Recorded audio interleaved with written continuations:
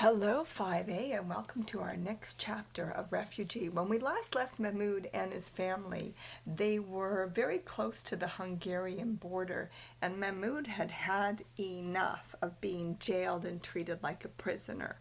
And he took advantage of the fact that the UN people were there and decided to leave the refugee prison and start walking to Austria. The good thing is that it's the first time that his little brother has sort of woken up and interacted with Mahmoud in the whole book, which is nice. So Mahmoud, Hungary to Germany, 2015, 17 days from home. Hungarian people on both sides of the road stopped and stared as Mahmoud and the rest of the refugees marched down the middle of the highway. Men, women, children, they had all come pouring out of the detention center after Mahmoud, joined by the UN observers, and the police had done nothing to stop them. The refugees stretched from one side of the northbound lane across to the other, blocking cars from passing them. Packs of young Syrian men walked and laughed together. A Palestinian woman pushed a stroller with a sleeping girl in it. An Afghan family sang a song. The refugees wore jeans and sneakers and had hoodies tied around their waist and carried what little they still owned in backpacks and trash bags. Mahmoud's mother and father found him and Walid in the crowd. "Mahmoud, what are you doing?" his father cried. "We're walking to Austria," Walid said. Dad showed them the map on his phone. "It's a 12-hour walk," he said. "We can do it," Mahmoud said. "We've already come this far. We can go just a little farther." Mahmoud's mother pulled him into a hug, and then Walid, and soon their father joined them. Refugees streamed around them, and when Mahmoud's mother let them all go, she was smiling and crying at the same time. Cars honked behind the marchers trying to get past. More cars stopped on the other side of the highway to honk and cheer them on. Whoops, I went too far. Or to boo them. A police was pulled up on the opposite side of the road, and through a loudspeaker, a policeman told everybody in Arabic, "Stop, or you will be arrested." But no one stopped, and no one was arrested. Mahmoud and his family walked through the crowd for hours, visible, exposed. It was scary, but energizing too. They marched quietly, calmly, flashing peace signs at people who cheered them on from the sidelines. Police cars with spinning red lights paced them on the other side of the road, occasionally "weep weep" to warn some other car away. News helicopters flew overhead, and a woman from the New York Times newspaper worked her way through the crowd, asking Mahmoud questions and interviewing refugees. "See us," Mahmoud thought. "Hear us. Help us." 12 hours had seemed like nothing when Mahmoud had added up all the time they'd been walking since they left Aleppo. But this walk quickly seemed endless. They had no water and no food, and Mahmoud's stomach growled and his lips were dry. He felt like one of the zombies from his favorite video game. All he wanted to do was lie down and sleep. But Mahmoud knew they couldn't stop. If they stopped, the Hungarians would arrest them. They had to keep moving forward, always forward, even if it was hard, even if it killed them. Later that night, Mahmoud and his family at last reached the border of Austria. There was no fence, no wall, no border checkpost, just a blue traffic sign by the side of the road with the words "Republic of Austria" inside the EU circle of gold stars, and above it a sign with the red and white flag of Austria. The Hungarian police car stopped, following them as soon as they stepped across the border, and the refugees paused to hug each other and celebrate their escape.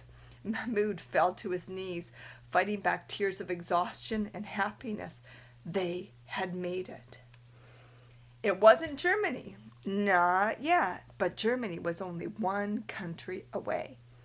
Just don't worry, at the end I'm going to show you a map of how far they've come already. The refugees were still laughing and congratulating each other when the phone Mahmoud's father carried beeped an alarm. So did another and another until the whole crowd was a chorus of alarms. It was time for the evening prayer, the last prayer of the day. Mahmoud's dad used an app to find the direction they should face to pray, Mahmoud's family found a patch of grass all to themselves, and so did the hundreds of other refugees, and soon they were all praying together. It wasn't ideal. They were supposed to wash themselves and pray in a clean place, but it was more important to pray at the right time than in the right place.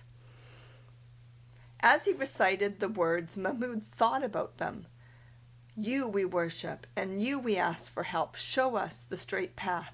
Their path had been anything but straight, but God had delivered them to this place, and with his help they might actually reach Germany. When Mahmoud finished his prayers and opened his eyes, he saw a small group of Austrians had gathered at the edge of the refugees. There were police officers there too, and more cars with flashing lights. Mahmoud sagged. Oh, they only see us when we do something they don't like again. He thought the refugees had stopped to pray, and these people who were watching didn't pray the same way, didn't understand. Now the refugees looked like foreign aliens, like they didn't belong. And Mahmoud worried what the crowd might do when the Austrians told them that they didn't want them. Their march through Hungary had been peaceful until now. Would this turn into another fight that would see them gassed and handcuffed and thrown into prison again? Welcome to Austria, one of the Austrians said in heavily accented Arabic, and others yelled Willkommen and applauded. Actually applauded them. Mahmoud looked at Walid, who was just as stunned as Mahmoud. Was there a mistake? Did these people think that they were something other than Syrian refugees?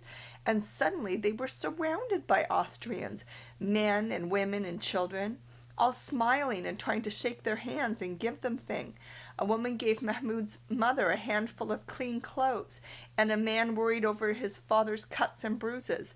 A boy about Mahmoud's age wearing a New York Yankees jersey handed him a plastic shopping bag with bread and cheese and fruit and a bottle of water in it. Oh, Mahmoud was so thankful, he almost wept. Thank you, Mahmoud said in Arabic. Bitte, the boy said, which Mahmoud guessed was German for you're welcome. The Austrians, they had learned, had seen their march on the television and had come out to help them. It was like that all the way up the road to Nickelsdorf, the closest Austrian town with a train station. White, native-born Austrians and olive-skinned Arab Austrians who had recently immigrated to the country filled the roads, throwing bottles of water and food to them, bread, fresh fruit, bags of chips. A man next to Mahmoud caught a whole grilled chicken wrapped in aluminum foil. We are with you! Good luck, a woman shouted down to them, and Mahmoud's heart lifted. They weren't invisible anymore, hidden away in the detention center. People were finally seeing them, and good people were helping them. At last, Mahmoud and his family reached the Nickelsdorf train station, where they bought tickets to Vienna, the capital of Austria. They traveled overnight by train, and when they arrived in Vienna the next morning, they bought tickets to Munich, a large city in Germany. In Munich, the response was the same as in Austria, only bigger. There were thousands of refugees at the train station, and moving among them were hundreds of regular German people, offering bottles of water and cups of coffee. One couple had brought a basket full of candy and were handing out pieces to the children. Mahmoud and Walid joined the happy mob of kids around them, and each got a couple of candies, which they wolfed down. A more organized effort was unloading a truck full of fresh fruit, and another group was handing out diapers to anyone with babies. Seeing the diapers reminded Mahmoud of Hannah, and he looked up at his mother. He could tell she was thinking of his baby sister too. She put a hand to her mouth, and soon she was working her way through the crowd again, asking anyone and everyone if they had seen her daughter. But no one had seen or heard of a baby plucked from the water. If the people had rescued her made it to safety, though, they were likely somewhere here in Germany. Mahmoud and his family would just have to keep looking. An official-looking German man with a name tag that said Serhat, a Turkish name, approached Mahmoud's father with a clipboard. Are you and your family seeking asylum in Germany? He asked, in perfect Arabic. Mahmoud held his breath. Was this it? Was the end of their long, horrible nightmare near? Could they finally stop moving, stop sleeping, in doorways and in bus stations and in fields. In Germany, Mahmoud and his family could make new lives for themselves. Mahmoud could finally find a way to reconnect with Walid. They might find Hannah, get his dad laughing and joking again, find peace for his mom. After coming so far, after losing so much, it felt like Mahmoud and his family were almost to the promised land. All they had to do was make room in their hearts for Germany the way it had made room for them, and accept this strange new place as their home. Yes, Mahmoud's father said, a smile slowly growing on his face, 1,000 times yes. Okay, and as promised, I'm going to show you guys the map of... No, sorry, the cat grabbed the camera.